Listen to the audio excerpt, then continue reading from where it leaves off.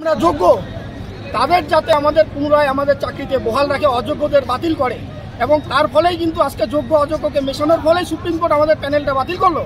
আমাদের বাড়িতে বউ বাচ্চা আছে, আমরা খাবো কি? আমার অনেক লোনের বার্ডেন আছে।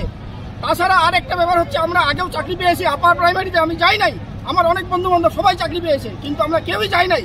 আমরা কাউন্সিলিং আমাদের ভাইবা দিতে দেয়নি আপার প্রাইমারিতে যে আমরা 9 10-এ চাকরি করি জন্য। তাহলে একটা চাকরি ছেড়ে এখানে এসছে, অথচ সেই বন্ধু বান্ধব অনেকে আজকে আপার প্রাইমারিতে চাকরি করছে। তো আমরা এখন কি করব?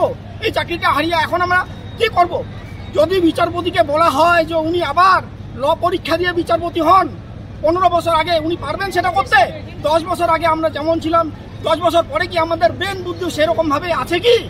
সে পরীক্ষা দেওয়ার মানসিকতা ওইভাবে আছে কি? এখন আমাদের সংসার হয়েছে, 10 বছর আগে তো সেই সংসারটা ছিল না আমাদের। আমরা তখন দিন রাত পড়াশোনা করতে পারছি, কিন্তু এখন আমাদের বাবা মা পুরোপুরি সংসার হয়েছে। ক্লাসের একটা স্টুডেন্ট বদমাশি করলে পুরো ক্লাসকে শাস্তি দিতে হয়। এই শিক্ষায় শিক্ষিত হচ্ছি, এই শিক্ষক সমাজ আমরা এই শিক্ষা দেব? মুখ্যমন্ত্রীর এই বিচার সুবিচার হলো?